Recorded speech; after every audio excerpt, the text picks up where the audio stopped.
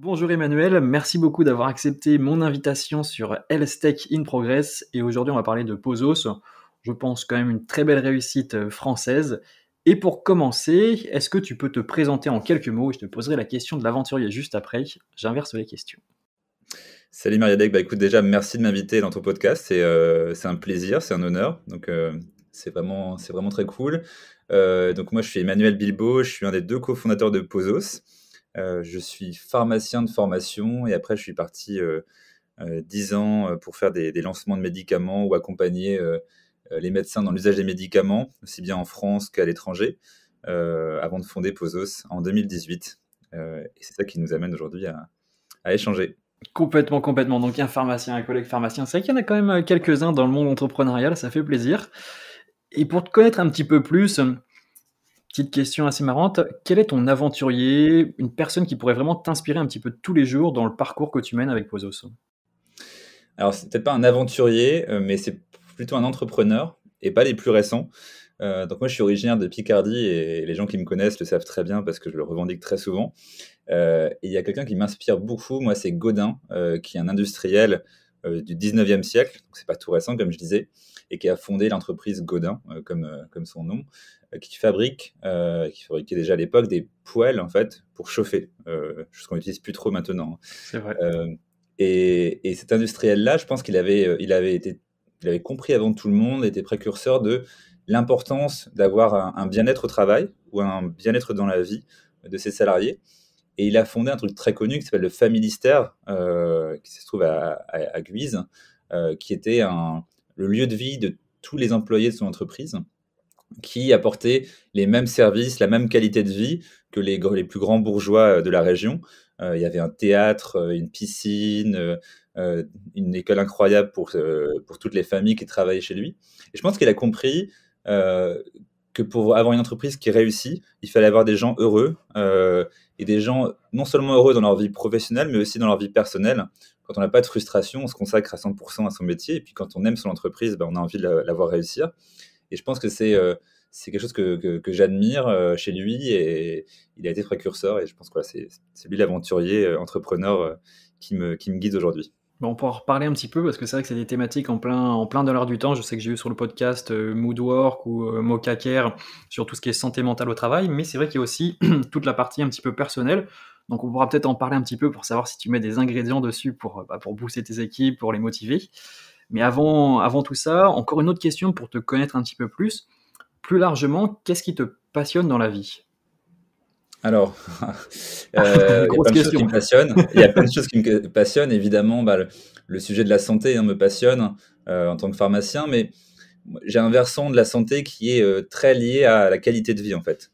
Euh, la santé, il y a le côté très médical, très actes médicaux qu'on va mettre en place, et ça passionne beaucoup de gens, et ça me passionne aussi.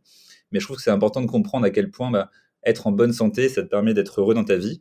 Et quand tu as un problème de santé, bah, il y a plein de choses que tu peux plus faire.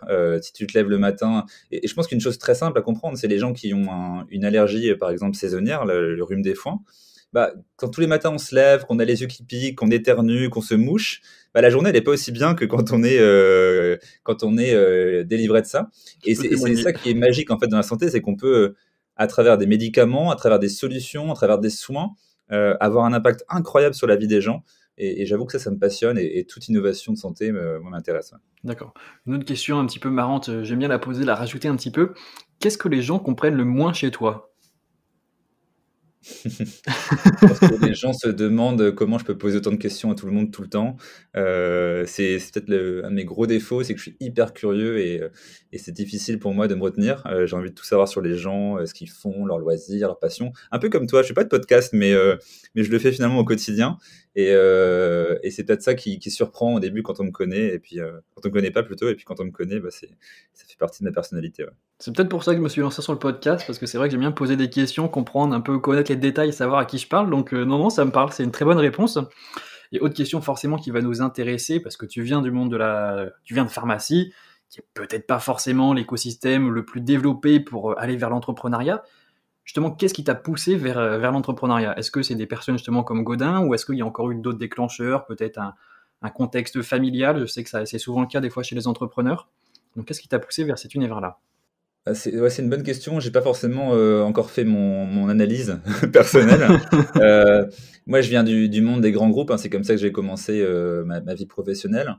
Euh, j'ai toujours été un peu un intrapreneur. Alors, je pense que les gens ont vu ça chez moi parce que j'étais toujours avec des projets feuilles blanches à construire dans des boîtes et ça me plaisait beaucoup. Donc, il n'y a pas eu un gros changement en fait de façon de travailler. La- mais je pense que c'est au moment où je me suis rendu compte que ça allait pas assez vite dans un groupe de faire des projets que j'ai eu envie de le faire par moi-même. Et puis, on a tous, je pense, un peu une notion de risque quand on est bien au chaud dans un grand groupe. On n'a pas trop envie de quitter ses privilèges. On a un salaire qui tombe tous les mois, on a une stabilité. Si un truc marche pas, bah, le grand groupe il tient le coup et du coup on peut se projeter sur des choses perso. Et je pense que cette notion de risque, c'est ce qui empêche beaucoup de gens d'entreprendre et qui est une énorme erreur parce qu'en fait on prend aucun risque quand on est diplômé de pharmacie ou bien d'une grande école, qu'on a fait déjà 5 ans dans un groupe. En fait, on pourra toujours rebondir. Donc il n'y a aucun risque. Et en France, on est quand même dans un écosystème extraordinaire pour entreprendre, puisque c'est fou, mais quand on a fait X années dans une boîte et qu'on peut avoir une rupture conventionnelle, tu sais bien que Pôle emploi soutient les entrepreneurs pendant 2 ans. C'est-à-dire que pendant 2 ans, tu as une partie de ton salaire qui tombe pour entreprendre ton projet. Moi, je comprends pas en fait les gens qui ont envie de faire ça, qui le font pas, parce que c'est tellement l'écosystème est tellement positif et tellement aidant dans ces premières étapes entreprendre, c'est vraiment assez facile et sans risque en France. Et je pense que c'est juste le projet que je construisais avec Benjamin Pozos n'était pas compatible avec l'intrapreneuriat. Il fallait le faire forcément en indépendant et c'est comme ça qu'on s'est lancé. Euh, mais j'ai pas vraiment voulu devenir entrepreneur. J'ai juste envie de monter des projets et puis de les faire réussir, quoi. C'est vrai que c'est intéressant ce que tu dis, c'est quelque chose que j'ai souvent tendance à dire moi aussi sur le côté pharma, c'est qu'on a de la chance, il y a quand même une certaine stabilité sur le milieu, donc quoi qu'il se passe, on pourra toujours rebondir, que ce soit en officine, dans un autre labo, etc. Donc je comprends que tu as eu envie un petit peu de prendre ce risque. Et peut-être une autre question, quelle était ta vision avant de te lancer? Comment justement tu projetais ta vie d'entrepreneur avant de te lancer? Juste le jour d'avant que tu te dises, ok, j'y vais sur Pozos, est-ce que tu arrivais à visualiser un petit peu comment ça allait se passer? Ouais, je pense qu'on est très excité, hein, à J-1, on voit que tout, enfin, on voit le champ des possibles. Moi, je me rappelle encore quand on a eu notre premier bureau. Donc, c'était un bureau avec une table et 2 chaises, mais pour nous, c'était ça l'aventure, hein, le côté aventurier. C'est, oh, on va tout créer, c'est incroyable, on va s'acheter notre propre matériel, on va monter le produit, un logo, un nom, enfin, tout est créé et c'est hyper excitant. Et à J-1, bah voilà, on a qu'une envie, c'est de se lancer. Euh, je pense que c'est que de l'enthousiasme et puis au fur et à mesure, on se rend compte qu'il y a plein de challenges. Le challenge de financer la boîte, bon, qui en est pas vraiment au début, hein. C'est encore une fois l'écosystème, la BPI, les acteurs locaux aident beaucoup les entrepreneurs, donc c'est pas si difficile que ça. Je pense que le vrai risque et le vrai challenge, c'est le challenge d'équipe en fait, c'est monter une équipe autour de nous avec des gens qui ont la même envie, qui sont alignés sur les valeurs. C'est dur à trouver, hein, au début et c'est dur ensuite de conserver ces équipes-là. Et c'est ça le vrai challenge. On se rend un peu moins compte à J-1 parce qu'une fois qu'on a trouvé son, son associé pour monter la boîte, on se dit que c'est bon. Mais très vite, à deux, on ne fait pas grand-chose et il faut se retrouver à 5, 10, 15, 20, 30 et le challenge est là, quoi. Ok, bah carrément, c'est vrai que c'est intéressant de voir ça. Donc là, tu viens de présenter un peu le J-1, et si on passe au J+1 et peut-être même au J+, je sais pas depuis combien de temps vous êtes lancé, mais aujourd'hui, est-ce que tu peux nous pitcher Pozos, à quoi ça ressemble? Alors Pozo, donc ça a toujours été la même chose, hein. C'est un outil qui permet aux soignants de prendre des décisions médicales. Alors pourquoi c'est hyper important? C'est qu'il faut se rendre compte qu'en France ou à l'étranger, tout le système de santé, il est piloté par une personne, et c'est pas Olivier Véran en France, même si on l'apprécie beaucoup. C'est le médecin en fait, parce que le médecin, il décide absolument de tout. C'est lui qui prescrit les médicaments, qui va te prescrire aussi un examen radiologique, un examen biologique, tes lunettes, des soins infirmiers, même l'ambulancier, toutes les dépenses de santé et toutes les décisions médicales sont prises par le médecin aujourd'hui. Et il faut se rendre compte que le médecin, il est quand même assez solitaire dans cette prise de décision, même si des fois à l'hôpital, ils ont des RCP, hein, des réunions de concertation. Néanmoins, la plupart des décisions, il les prend seul et sans réel outil pour appuyer leurs décisions sur la connaissance médicale actuelle. Et c'est assez fou de se dire qu'un pilote de ligne aujourd'hui, bah, il décolle, il atterrit avec une assistance pour chacun de ses gestes. et le médecin qui, lui aussi, en fait, a nos vies entre ses mains, n'a aucune assistance à la décision. Et Pozos, c'est ça, en fait, c'est cet acteur qui manque, je pense, à l'écosystème, qui permet d'utiliser toutes les données qui sont construites, enfin, qui sont éditées sur les médicaments, les pathologies, qui permet d'utiliser toutes les données qui sont collectées sur les patients et de croiser tout ça pour apporter une décision ou une aide à la décision pour le médecin. Il y a deux situations, c'est soit le médecin sait exactement ce qu'il veut prescrire, mais veut valider que c'est une bonne décision. Et là, on joue un peu le rôle du confrère qui va te dire Mariadec, t'as bien fait, j'aurais fait exactement comme toi. Et toi, Mariadec, tu rentres chez toi et t'es serein parce que tu te dis, bon, moi, j'ai pris la bonne décision et ce patient, je l'ai bien traité. Et la deuxième situation, c'est un patient vraiment compliqué ou une situation inhabituelle. Donc, on est hors de sa zone de confort et on veut regarder les options thérapeutiques qui existent, regarder par rapport aux recommandations de prise en charge, par rapport à son patient qui a d'autres traitements, d'autres pathologies, qu'est-ce qu'on peut donner. Et là, on prend une décision éclairée par la connaissance qui est immédiatement accessible. Et donc, ces deux cas, ils se présentent tous les jours pour un médecin, même plusieurs fois par jour, et il a besoin d'un outil comme Pozos qui va le rassurer et l'aider à être à l'état de l'art. Ok, carrément. Et peut-être vous avez combien d'utilisateurs aujourd'hui de Pozos? Côté chiffres, hein, toujours des questions Ouais, assez non, mais intéressantes.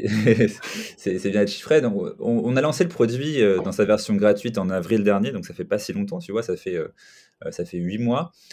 Aujourd'hui, on a un peu plus de 25 000 médecins qui se sont inscrits sur Pozos et on approche les 50 000 soignants en tout. Donc, à peu près la moitié qui sont des médecins, l'autre moitié qui sont des pharmaciens, des infirmiers, aussi des dentistes qui ont rejoint Pozos. D'accord, bah justement, on va en parler tout à l'heure du business model parce que tu viens de dire justement qu'il y avait des inscriptions gratuites et donc ça sous-entend qu'il y a aussi des inscriptions payantes.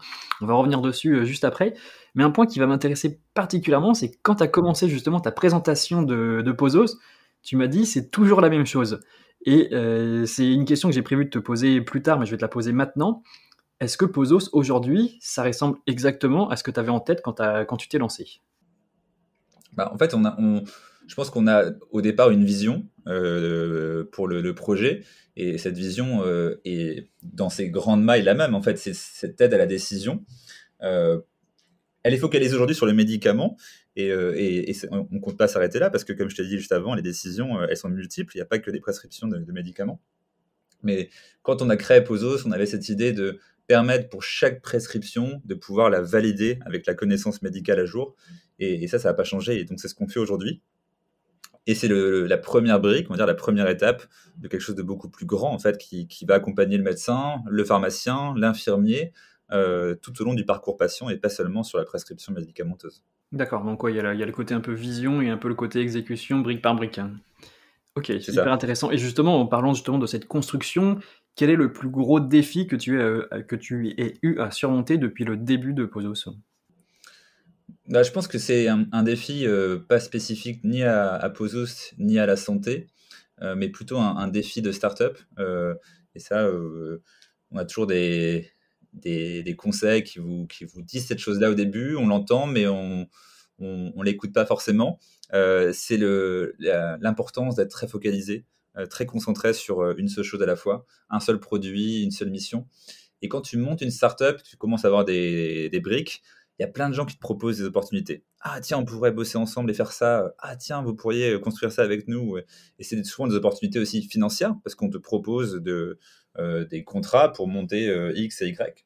Et quand tu es au début de l'aventure, bah, tu veux financer la boîte et tu as envie de la faire connaître. Et tu as tendance à dire oui à certaines opportunités qui, au final, ne rentrent pas vraiment dans ta vision. Elles sont, voilà, c'est des choses opportunistes et quasiment dans 100% des cas, avec du recul, on se dit, bah, on a plus perdu de temps qu'on a vraiment fait avancer le projet. Et je pense que le vrai défi, c'est ça, et quelle que soit l'étape du projet, c'est de toujours se rappeler ce qu'on veut construire, toujours se rappeler la vision qu'on s'est donnée ensemble. Et on pourra en parler un peu après, hein, cette vision-là, elle évolue évidemment. Mais c'est de réussir à rester concentré, parce que c'est comme ça qu'on crée des produits exceptionnels et qu'on crée vraiment de la valeur pour les utilisateurs. Mais c'est pas évident, en fait. C'est pas évident parce que, bon, à ma petite échelle, je commence à avoir un petit peu ce souci-là. C'est vrai que bah, tu commences à avoir des sollicitations à droite, à gauche sur des projets et c'est extrêmement dur de dire non. Donc peut-être, est-ce que tu as une astuce pour dire non, tout simplement? Bah, l'astuce, c'est ça, c'est d'avoir écrit les choses à l'avance, avoir une vision très claire, des objectifs très clairs à 3 mois, 6 mois, 2 ans. Et en fait, aussi bien en interne sur les projets qu'on pourrait faire, ou même en interne, ça foisonne. Hey, si on faisait ça, et puis si on faisait ça aussi, c'est trop bien, super idée. Bah, tu te recales par rapport à ton objectif. Alors, ça peut paraître un peu psychorigide, hein, mais comme c'est des choses qu'on définit en équipe, nous, eh ben, tout le monde est d'accord sur le fait que c'est ça la vision, c'est ça l'objectif, et que si ce projet-là ou cette opportunité-là ne sert pas l'objectif, c'est une mauvaise idée en fait. Et ça, c'est vraiment la solution efficace, c'est de décrire les choses, les partager et prendre des décisions sur les mêmes objectifs, et puis ensuite sur les mêmes valeurs, qui est aussi une chose très importante, parce qu'une entreprise, ça se crée avec des personnes qui partagent des valeurs. Et si tu n'as pas les mêmes valeurs, bah, tu vas pas avoir les mêmes critères de décision, et ça peut vite partir en débat sans fin, quoi. Ok, bah, on va retenir ce conseil parce que c'est vrai qu'il est très très intéressant. Donc là, on vient de voir les défis un petit peu passés et justement comment tu t'es construit par rapport à ça. Et peut-être un mot sur les défis à venir ou actuels auxquels vous êtes confrontés. Bah, les défis actuels, en fait, c'est un défi très spécifique pour le coup à l'écosystème santé. C'est que, un peu comme en fait, le fonctionnement du corps humain, tout est partage d'informations. Tu vois les influx nerveux qui passent de cellule en cellule, le sang qui fait circuler des éléments de cellule en cellule. Il faut que les cellules te parlent, il faut que les cellules soient interconnectées, parce que sinon, en fait, le corps humain, il fonctionne pas très bien, même pas du tout. Et je pense que le défi d'une boîte comme Pozos, c'est de fonctionner avec son écosystème. Ça veut dire être interopérable avec les autres logiciels. Ça veut dire pouvoir valoriser les données que d'autres construisent. Et cet écosystème, ce défi, pardon, c'est vraiment d'être soi-même un catalyseur de son écosystème, de faire en sorte que les logiciels soient plus performants grâce à Pozos, de faire en sorte que les données qui sont collectées ou éditées soient plus faciles à utiliser et plus actionnables avec Pozos. Et c'est ce qu'on est en train de construire aujourd'hui en s'intégrant dans les hôpitaux, en se connectant aux différentes sociétés savantes et en permettant à chacun aussi d'utiliser Pozos sur son propre téléphone portable. C'est vrai que c'est un énorme défi parce que dans l'écosystème aujourd'hui, il y a énormément d'idées qui émergent à droite à gauche et des fois, il y a toujours ce problème un petit peu d'interopérabilité, de discussion, de communication entre les différents acteurs. Une autre question qui m'intéresse énormément, et on en a parlé un petit peu juste avant, c'est votre business model. Vous avez un business model freemium, donc ce qui se peut, comme ce qui peut se faire sur les SaaS, plutôt du côté du monde de la tech, du monde de la productivité, etc. C'est pas quelque chose qu'on voit souvent en santé, enfin de mon point de vue. Donc, est-ce que tu peux nous présenter justement votre business, ce business model freemium, et ensuite on va peut-être en discuter un petit peu avec les avantages de ce modèle pour vous. Ouais, c'est très lié à ce que je disais juste avant, en fait. C'est le problème d'interopérabilité, il faut que deux parties s'entendent pour se connecter, en gros. Et pour ça, il faut que les deux parties soient plus fortes ensemble que séparément.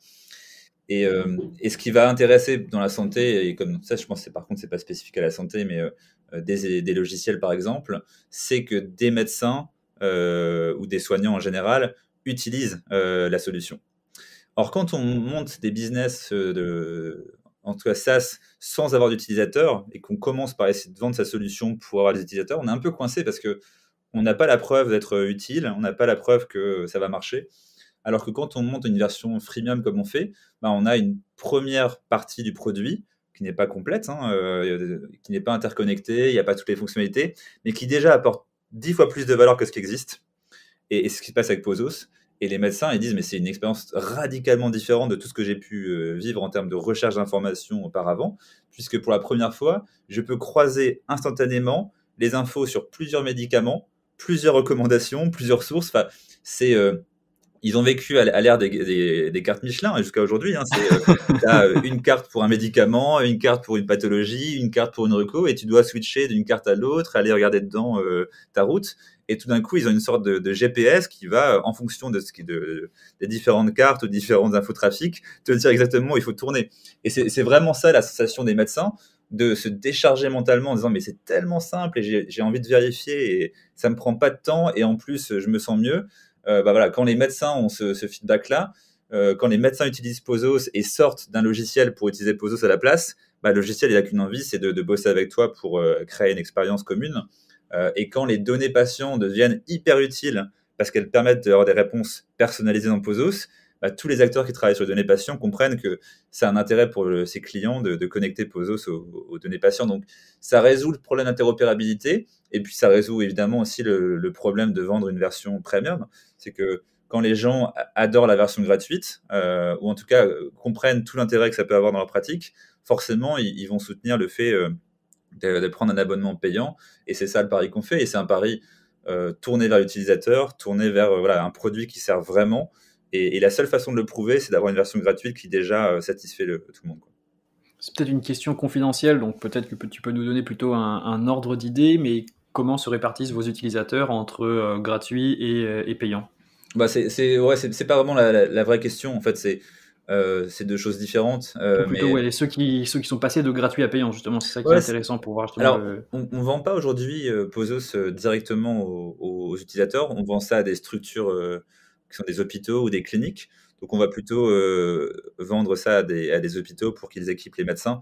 Donc, c'est pour ça que cette question n'a pas vraiment, enfin, n'est pas la plus adaptée en fait. Enfin, ma réponse va pas être intelligente si j'y réponds. C'est vraiment deux choses différentes. C'est que le médecin, il va découvrir et utiliser Pozos dans sa version gratuite. Et puis, une fois intégré dans son logiciel à l'hôpital, il voit en fait que toutes les données patients, donc l'âge, le poids, les traitements, les pathologies, les constantes biologiques, tout est automatiquement saisi dans Pozos.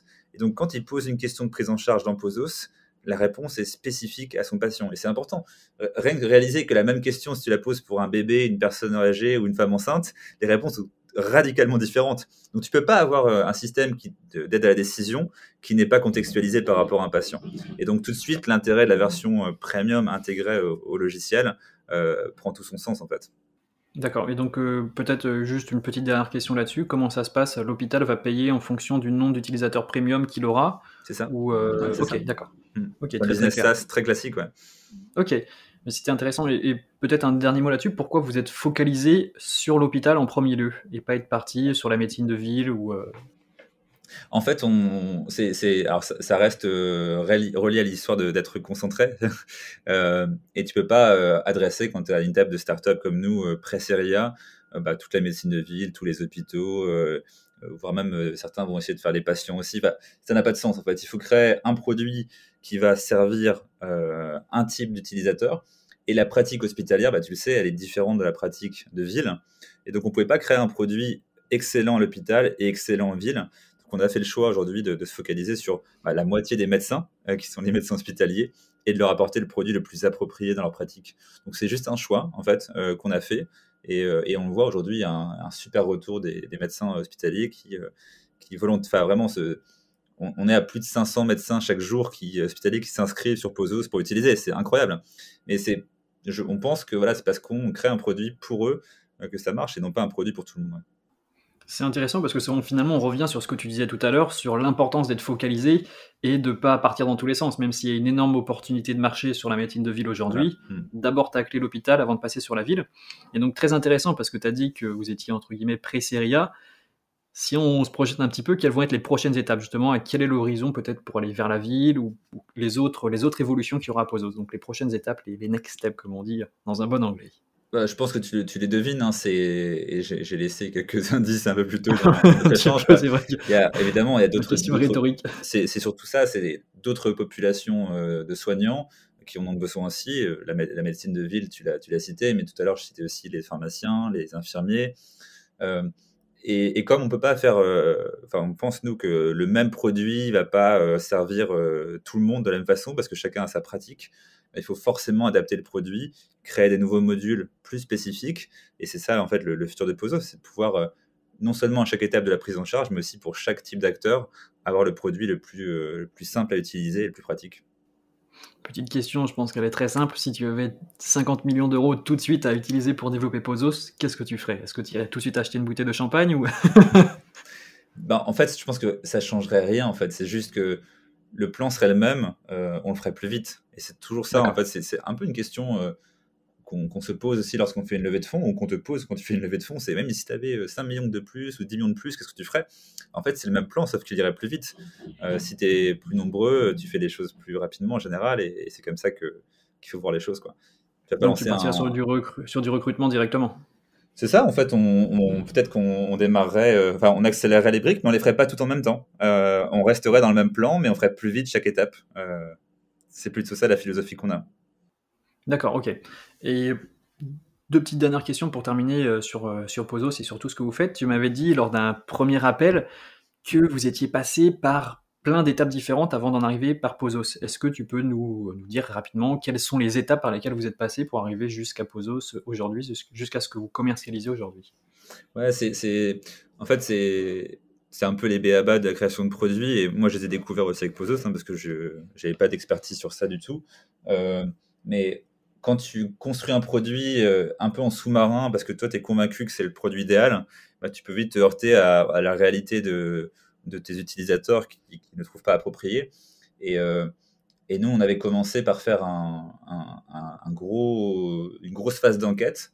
On avait interrogé 100 médecins d'âges différents, de pratiques différentes, de spécialités différentes, pour comprendre en fait à quoi ressemblait l'outil idéal pour leur faire gagner du temps dans leur prise de décision.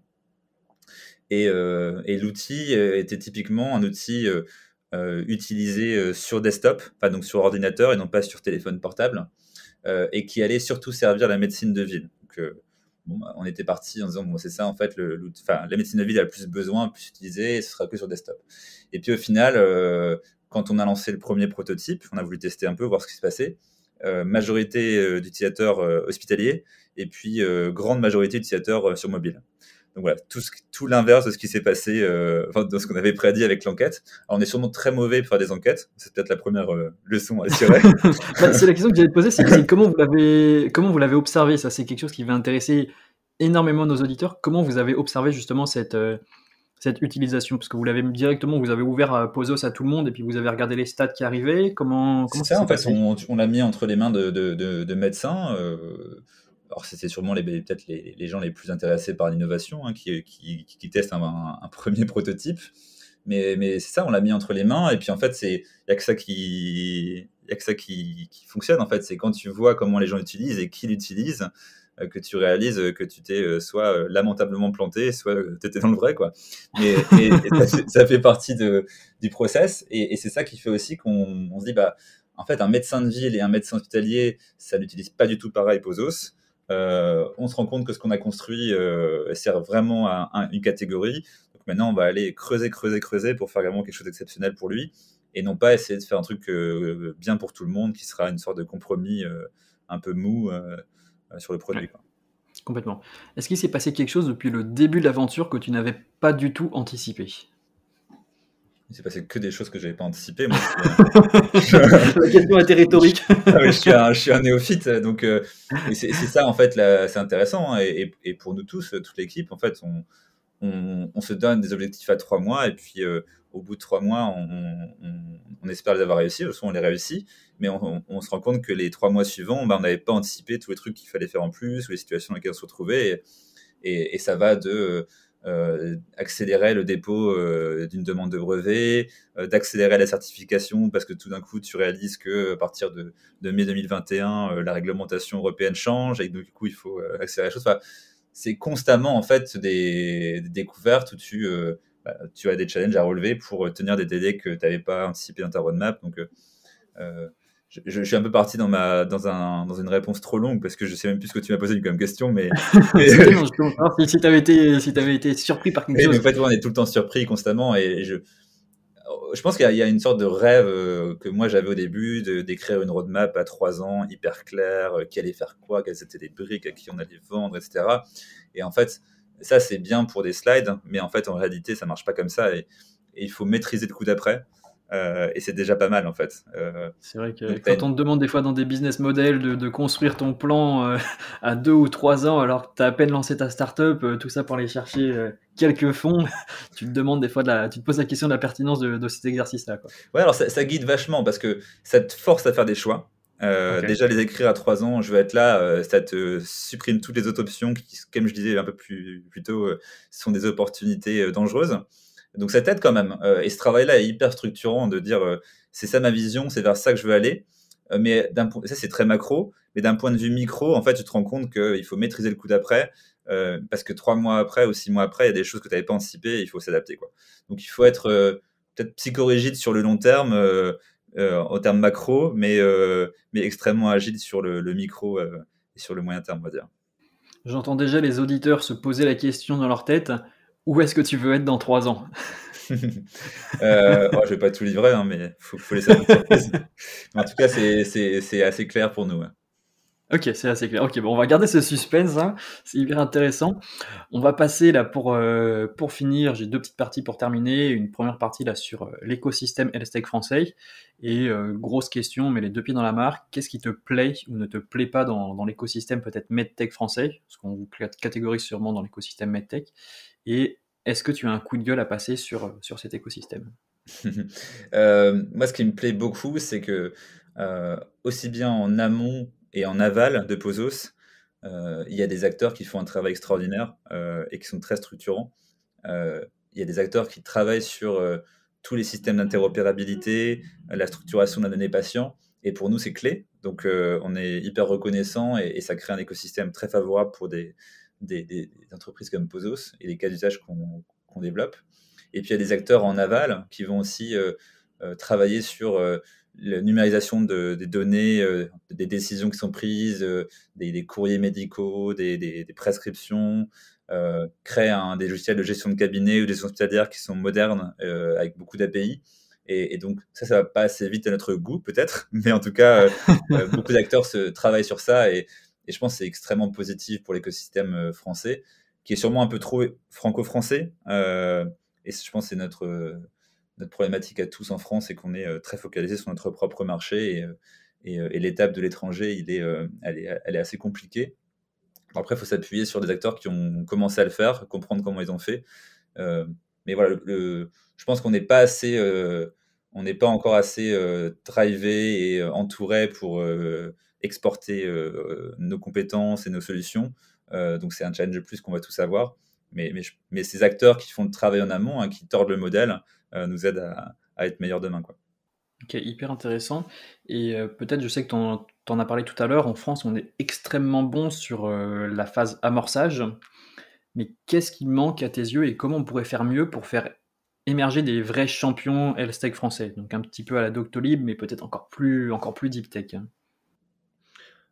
Non, mais il y a deux histoires. Il y a l'histoire du financement.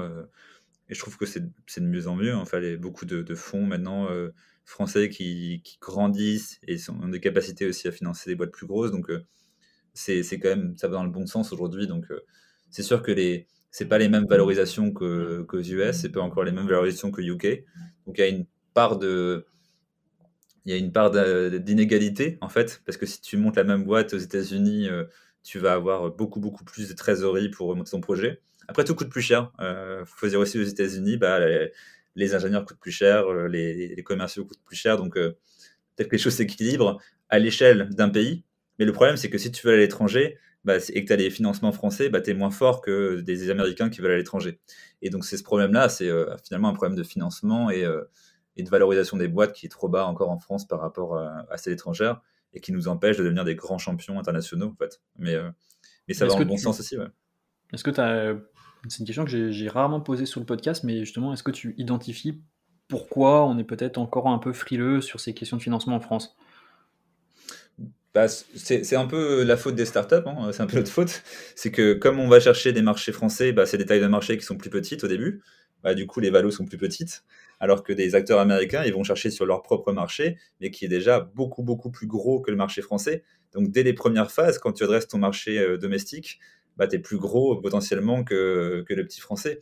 Alors, j'imagine la boîte luxembourgeoise, si elle faisait que son marché domestique, elle serait morte. Donc, elle est pas aussi exploitée. Mais, je pense que leur responsabilité et des deux côtés, c'est qu'il faut qu'on aille plus vite à l'étranger. Et moi, j'en suis conscient aussi pour Pozos, mais sans griller les étapes. Mais voilà, faut passer vite Donc à l'étape peut-être, d'après. peut-être uniformiser au niveau européen pour avoir une force de frappe directement européenne. C'est très intéressant comme analyse, c'est vrai que je l'avais jamais faite et ça paraît complètement pertinent, ça paraît logique en effet. Quand tu adresses un marché de 70 millions vs 300 millions, automatiquement c'est normal que tu ailles chercher plus d'argent. Je comprends que les Chinois ont forcément des grosses valeurs aussi, hein. Ah bah oui, et puis eux, ça va très très vite, ça va très très vite. Je pense qu'ils ont un petit peu de soucis à s'exporter, bon, peut-être pour des questions de data, mais bon, on va peut-être pas rentrer dans le débat maintenant, mais complètement oui, ça paraît logique en effet. Et pour finir cet épisode, je vais te poser quelques petites questions plutôt sur le côté un petit peu entrepreneuriat, sur ta vie dans Pozos. Une première question, quelle est la plus grande surprise que tu aies eue sur l'année écoulée C'est le moment parfait pour le faire. On est fin 2021 là quand on tourne l'épisode, donc c'est souvent le moment du bilan de l'année. Donc, qu'est-ce qui t'a le plus surpris dans l'année écoulée? Je pense que la plus grosse surprise, c'est d'avoir eu si vite une traction d'usage sur Pozos. On ne s'attendait pas à ça. On l'a lancé en avril et on s'est dit qu'on allait probablement mettre 9 mois, un an avant d'avoir vraiment une traction aussi bien sur l'inscription et l'usage. Et en fait, elle est arrivée extrêmement vite. On l'a même testé déjà sur les autres pays francophones et c'est pareil. Donc ça, c'est une super bonne surprise de l'année 2021, mais qui nous force à accélérer encore plus parce que voilà, on est au-dessus de l'objectif sur cette partie-là. Ouais. Ok, mais c'est vrai que je te l'ai pas demandé. Ça s'est lancé en quelle année, Pozos, hein? On a commencé à construire enfin, on a commencé la boîte début 2018, Ok. mais il y avait un énorme chantier d'infra en fait, parce que on pourrait créer Pozos en 6 mois, mais ce serait une sorte de boîte en carton en fait, qui tiendrait pas. L'enjeu pour nous, c'est d'être capable de récupérer la donnée sur toutes les pathologies, tous les médicaments, la normaliser et la structurer pour permettre qu'elle soit requêtable. Parce qu'aujourd'hui, tout est figé, hein, c'est des PDF, donc les PDF, tu peux rien en faire. Et ça demande une énorme infrastructure. Et la deuxième partie, c'est permettre aux soignants de poser des questions ou faire des requêtes avec ses propres mots. Parce que tu sais, en médecine, on va parler de éruption cutanée ou de rash, on va parler de grossesse ou de femme enceinte ou de troisième trimestre. Et tous ces termes-là, ça veut dire la même chose dans l'esprit d'un médecin. Il n'a pas envie d'avoir à chercher son mot-clé, le bon mot-clé pour trouver l'info. Et on le voit dans PubMed, on s'arrache les cheveux à trouver les bons termes, on fait 15 requêtes, parce que ça te parle sûrement. Et donc, cette capacité de compréhension du langage médical, elle est indispensable pour faire un produit vraiment simple à utiliser. C'est ce qui nous permet aussi demain d'interpréter n'importe quel compte rendu, de structurer l'information automatiquement. Et ça, c'est absolument formidable. C'est ce qui nous permet aussi de récupérer une ordonnance et de convertir tout de suite en analyse. Enfin, cette brique-là était indispensable. Et donc, il nous a fallu quand même un peu de temps, hein, 2 ans et demi pour lancer un produit dont on était sûr que ça allait marcher. Et ça n'a pas manqué. Mais voilà, on pensait quand même pas que ça irait si vite parce que c'est une période compliquée. Les médecins sont épuisés, il y a le Covid. Et ils ont autre chose à faire que de tester de nouveaux outils.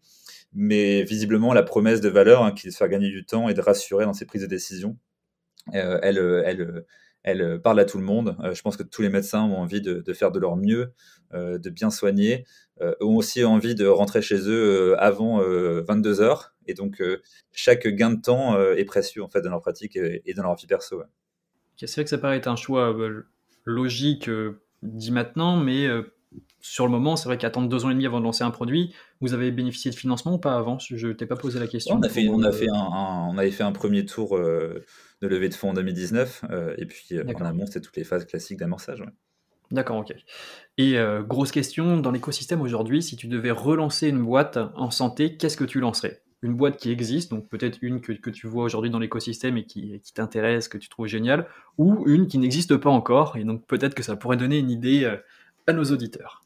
Ouais, je pense que je suis trop monomaniaque, hein. Moi, j'ai que Pozos en tête.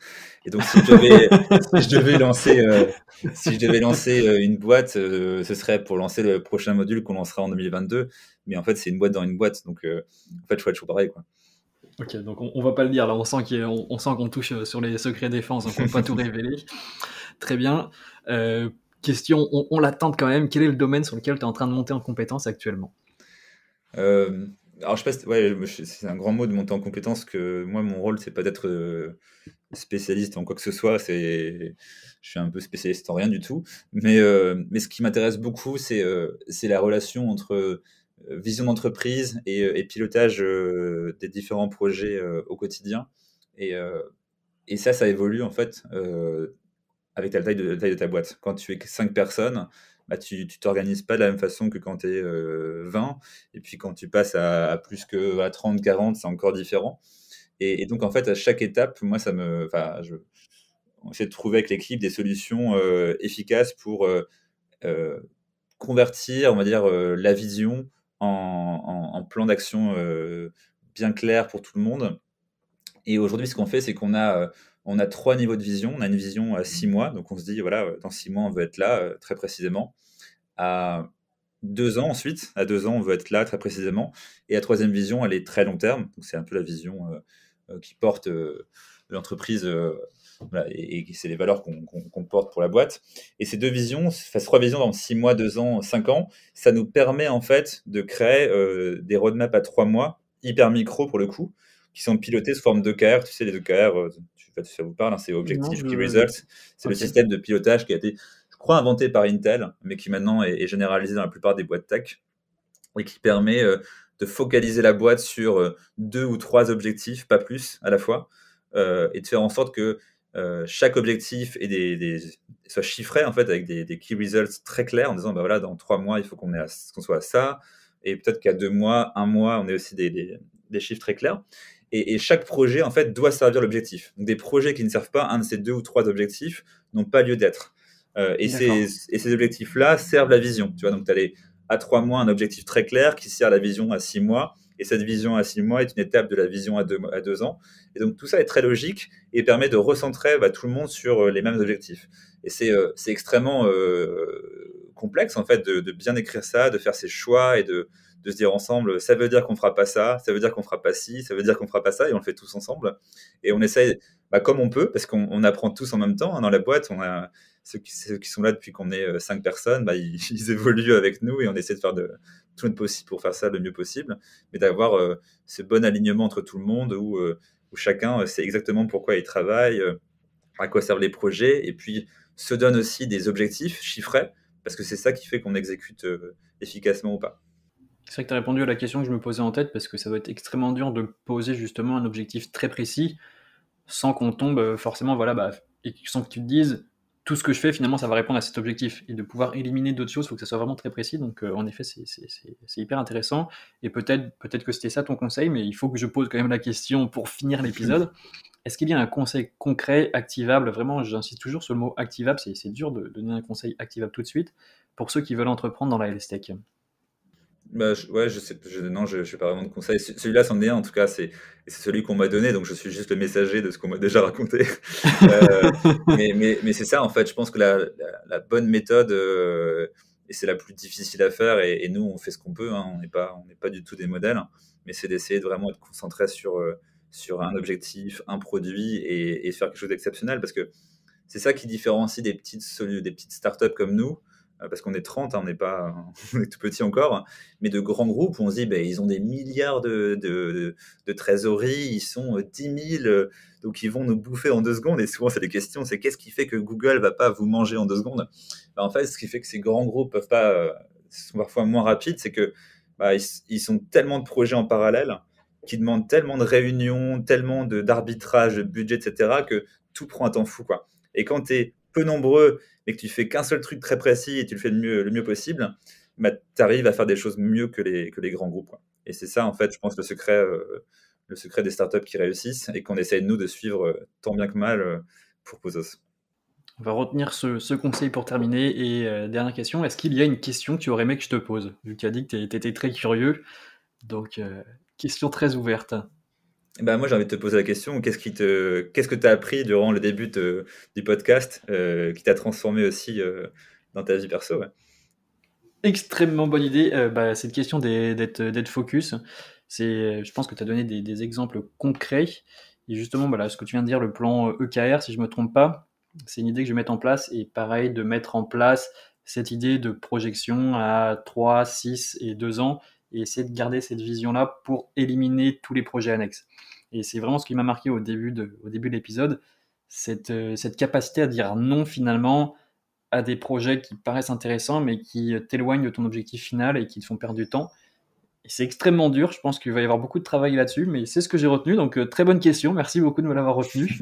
Je m'y attendais pas, mais Mais merci. c'est très dur, hein. Nous, on a beaucoup de mal à le faire, hein.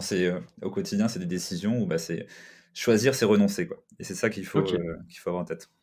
Bon, du coup, je t'intégrerai dans le board de Health Tech in Progress, le Startup Studio qui arrive très bientôt. Et en tout cas, merci beaucoup pour cet épisode. Et on va suivre ce qui va se passer avec grand intérêt. Merci beaucoup, Emmanuel. Merci. Allez, salut.